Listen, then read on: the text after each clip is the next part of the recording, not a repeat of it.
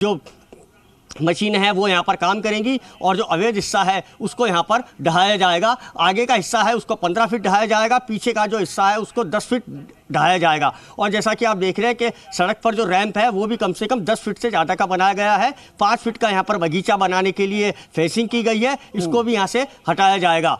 और अब तस्वीरों में साफ तरीके से देख सकते हैं कि किस तरीके से ये आलीशान मकान है।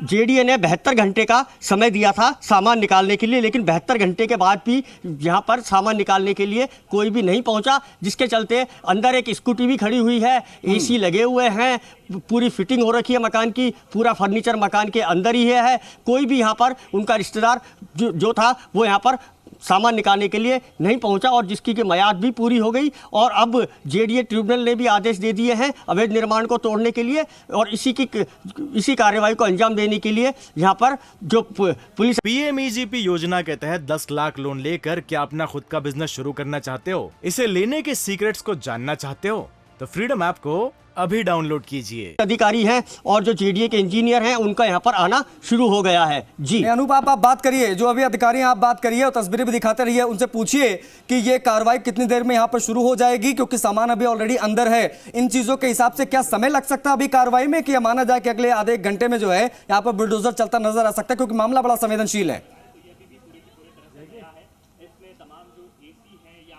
जी हाँ, देखिए पुलिस अधिकारी अभी किसी भी तरीके की बात करने के लिए नहीं है। उनका यही कहना है कि जेडीए के जो प्रवर्तन दस्ते के अधिकारी है वही आधिकारिक रूप से बतला पाएंगे और हम तो स्थानीय पुलिस है, हम केवल यहाँ की जो कानून व्यवस्था है उसको बनाने के लिए हम यहाँ पर आए हैं। और जो जहाँ तक सामान निकालने की बात है इसको लेकर के आज दिन में जब हमारी जेडीए अधिकारी से बात हुई तो उनका भी यही कहना था कि इनको जो सारण है इसको 72 घंटे का समय दिया गया था, लेकिन 72 घंटे के बाद भी इन्होंने अपने घर में से सामान नहीं निकाला। इससे उनकी मंशा यही जाहिर होती है कि वो इस घर के अंदर से कुछ भी सामान बाहर ले जाने के इच्छुक नहीं है, जिसके चलते अब उन्हें कोई अतिरिक्त समय नहीं दिया जाएगा। जी मतलब अब एक चीज़ बहुत साफ है अनूप की समय नहीं दिया जाएगा और अब सीधा कार्रवाई होगी। और जो हलचल है वो मोहल्ले में, सोसाइटी में वो देखने को मिल रही है। लोग अपने घरों से बाहर आ गए हैं ये देखने के लिए कि किस तरीके से कार्रवाई होने जा रही है। और ये कहीं ना कहीं लोग बहुत ज़्यादा एक्साइटेड नजर आए इस चीज़ को देखने के लिए। लेकिन कहीं ना कहीं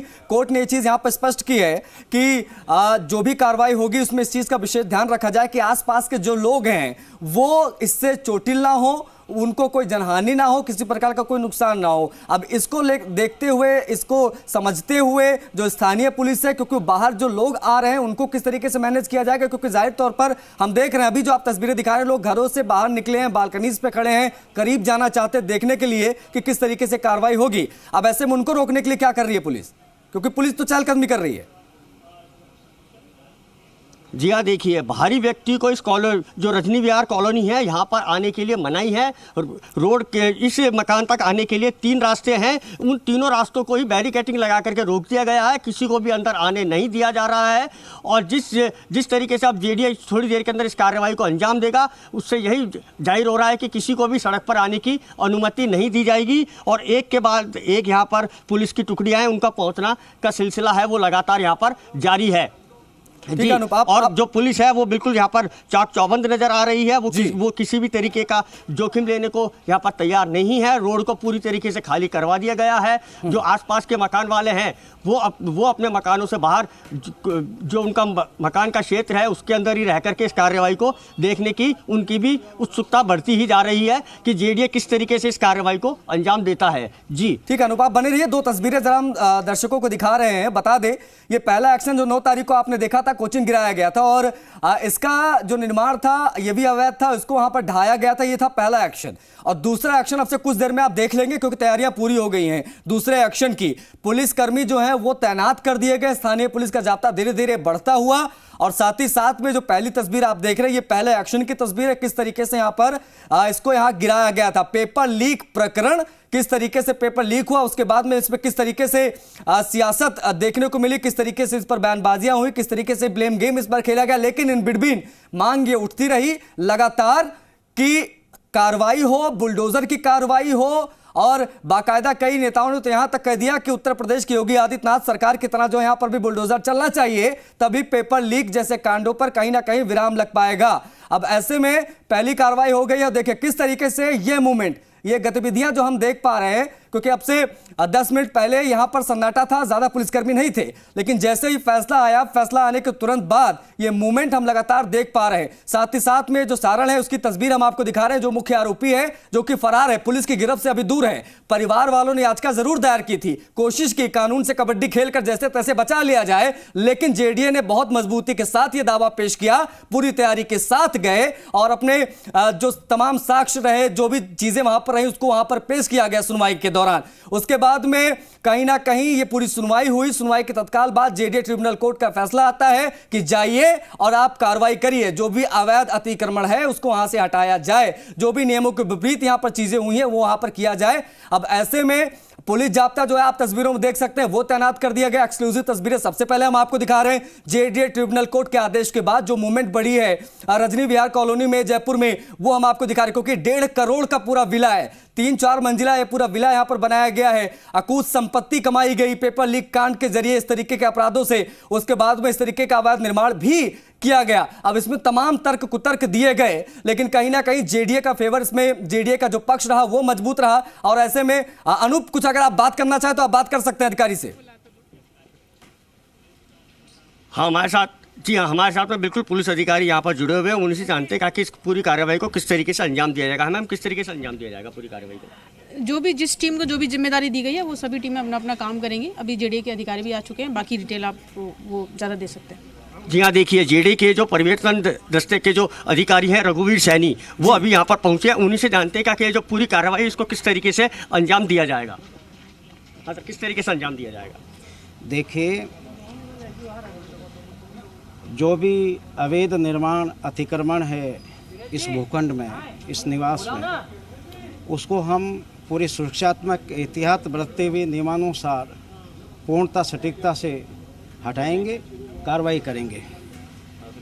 कोर्ट ने सर ये कहा कि वैध निर्माण को किसी तरह का क्षतिग्रस्त नहीं होना चाहिए। जी, हमारी इंजन अवैध चीज़ें हैं जिनको आप हटाएंगे? देखिए, निश्चित रूप से जैसे कि 15 फीट का आगे का सेटबैक को, पीछे के 8.25 फीट के सेटबैक को, दोनों सेटबैक्स को कवर करके रोड सीमा में बालकनियों को निकालते हुए जो अवैध निर्माण है वो हटेगा और 8 मीटर से ऊपर की जो अवैध निर्माण है उसको हटाया जाएगा। 8 मीटर का तो मतलब केवल सर एक ही ग्राउंड फ्लोर, लगभग 2 ऊपर की फ्लोर हैं वो अतिरिक्त। अनूप, पूछिएगा इनसे, सैनी साहब से पूछिएगा कि क्या चीजें थी जो इनके फेवर में गई हैं, क्योंकि कल 5 बजे तक तो मियाद पूरी हो गई थी।